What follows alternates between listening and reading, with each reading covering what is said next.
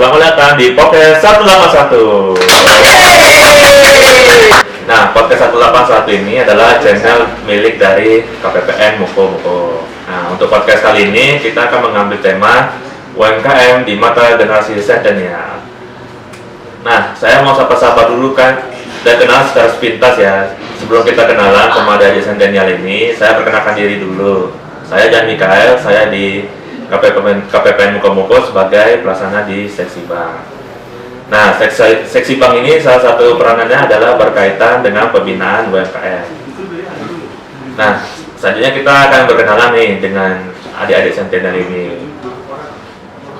Halo guys, perkenalkan saya Nurul Hidayah. Halo semua, perkenalkan nama saya Alfiana Sari. Hai guys, perkenalkan saya Angela Andriani.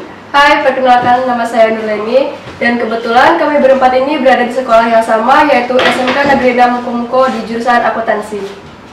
Nah, oke, udah kenal kan sekarang. Jadi kenapa kita mengundang generasi Centennial? Jadi generasi Centennial ini memiliki karakter yang khas ya, yang membedakan mereka dengan generasi sebelumnya. Ialah dia dikenal sebagai digital native yang sangat erat dengan dunia digital. Nanti akan ada hubungannya nih generasi Centennial ini terkait dengan UMKM. Nah, sekarang kita akan membahas UMKM ya. UMKM, ada yang tahu nggak ini UMKM itu apa? Saya Bang, menurut saya UMKM itu adalah usaha atau bisnis yang dilakukan suatu individu, kelompok, maupun badan usaha kecil maupun rumah tangga. Oh iya Bang, kalau nggak salah pengertian UMKM ini diatur dalam Undang-Undang Nomor 20 Tahun 2008 ya Bang? Bang, dari kata UMKM kan kita tahu itu singkatan dari usaha mikro kecil menengah. Tapi saya kurang jelas nih Bang, Abang bisa tolong jelasin nggak? UMKM itu ya, UMKM usaha mikro kecil dan menengah. Nah, yang membedakannya itu adalah batasan omset per tahun, jumlah kekayaan atau aset, serta jumlah karyawannya. Nah, juga keberadaan UMKM di Indonesia ini juga sangat diperhitungkan ya. Karena yang kita tahu setelah pandemi COVID, usaha UMKM ini sangat berdampak kepada para masyarakat. Jadi keberadaan UMKM ini sangat berdampak besar dan berkontribusi besar untuk pertumbuhan ekonomi. Terlebih kita juga baru keluar ya dari pandemi COVID-19 yang mengakibatkan masyarakat banyak semakin sulit. Dan pemerintah juga berharap UMKM itu ikut berperan dalam meningkatkan kondisi ekonomi negara kita. Nah, sekarang kita nih bahas UMKM yang ada di Muko nih. Nah, kira-kira apa yang kalian tahu tentang UMKM yang ada di Muko? Kebetulan nih Bang, tadi Leni udah ada cari-cari di Google kalau tentang UMKM di Muko. Ternyata UMKM di Muko ini kurang lebih sebanyak 13.000. Bang, banyak juga ya Len? Iya, banyak memang. Kalau contohnya kayak apa aja sih UMKM yang ada di Muko ini? Dan jenisnya itu sebenarnya ada banyak kan. Nah, salah satunya itu tentang toko pakaian, kuliner, peternakan ayam, seperti itulah. Oh, wah, berarti warung yang pernah kita kunjungi waktu itu termasuk UMKM itu Bang? Ya, masuk UMKM ya, termasuk di bidang kuliner ya lebih tepatnya. Bang, kenapa sih kita harus bahas tentang UMKM ini? Nah, karena ada program dari Kemenkeu yang namanya program pendampingan UMKM Kemenkeu 1. Nah, tujuannya itu apa sih Bang? Nah, tujuannya itu agar para UMKM bisa naik kelas, memberikan asistensi dalam memperoleh akses permodalan, sharing kemampuan, pembukuan, pengenalan pajak, cara pemasaran, packaging produk, bahkan memberikan space atau ruang untuk memasarkan produk UMKM-nya. Misalkan yang ada di KPPN Muko itu ada namanya pojok UMKM.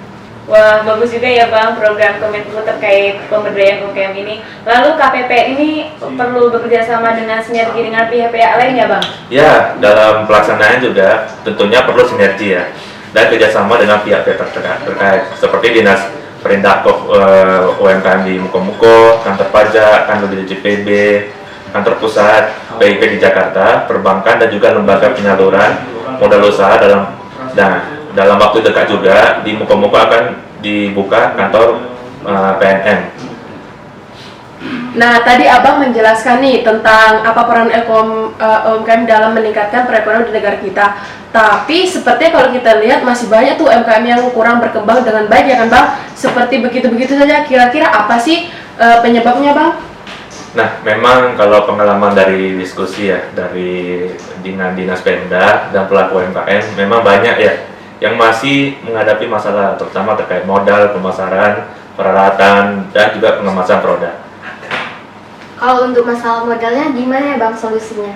Nah, kalau untuk masalah modalnya kita ada dua ya mekanisme, yaitu melalui KUR dan juga UMI. Nah, KUR itu disalurkan oleh pihak perbankan, kalau di Muko-Muko itu ada di Bank BRI, dan UMI itu disalurkan oleh lembaga penyalur non-bank. Nah, salah satunya PNM, yaitu Permodalan Negara Nasional Madani. Nah, kalian tahu nggak, PNM akan segera membuka kantor di Muko-Muko, tepatnya di awal tahun depan. Wah, keren. Berarti makin banyak dong Bang, yang akan berdiri di sini. Ya, sangat akan banyak, dan juga akan meningkatkan pertumbuhan ekonomi masyarakat, terutama di masyarakat di Kabupaten Muko-Muko.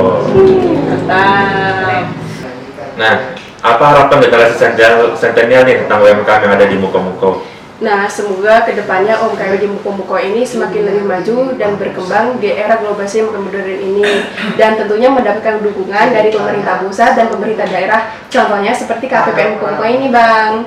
Nah, saya setuju juga nih dengan pendapat Alfi tadi. Kita nih bisa menjual barang UMKM ini melalui media sosial online gitu kan. Kita bisa menerapkan promosi dan melakukan diskon yang banyak. Nah, betul sekali tuh Len, termasuk pembelian produk UMKM. Nah iya benar. Oke, untuk pertanyaan terakhir nih, jika nanti sudah selesai sekolah, apakah ada keinginan untuk menjadi pelaku UMKM? Apa sih jenis barang yang ingin kalian pasarkan? Dari yang Abang jelasin tadi tentang UMKM kepada kami tuh, jadi entrepreneur tuh menjadi semakin menggebu-gebu di diri kami semua ini, ya nggak sih? Ya, apalagi di zaman sekarang ini, Bang. Kalau misalnya jenis barang yang akan dijual itu banyak sih, Bang. Kalau dari Alfi sendiri tuh di fashion wanita, dimana Abang tahu sendiri nggak sih? Kami aja berempat nih seragaman batiknya. Nah, ini termasuk dari style dan fashion di era modern yang seperti saat ini, Bang. Nah, sungguh menarik ya. Saya ada tambahan nih Bang dari Alfi tadi, selain fashion, saya ingin seperti membuka usaha kuliner gitu. Seperti anak-anak muda sekarang kan sering nongkrong di kafe gitu. Jadi kita bisa membuka usaha kafe-kafe di Muko-Muko ini. Keren.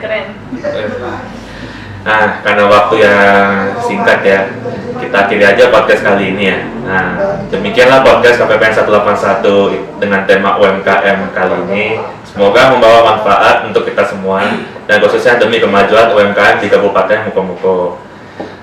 Terima kasih juga atas kehadiran para generasi sentenial ini dari SMK 6 Muko-Muko. Sukses terus buat kalian. Sukses juga buat Anda dan KPPN Muko-Muko. Sampai ketemu di podcast selanjutnya. Bye.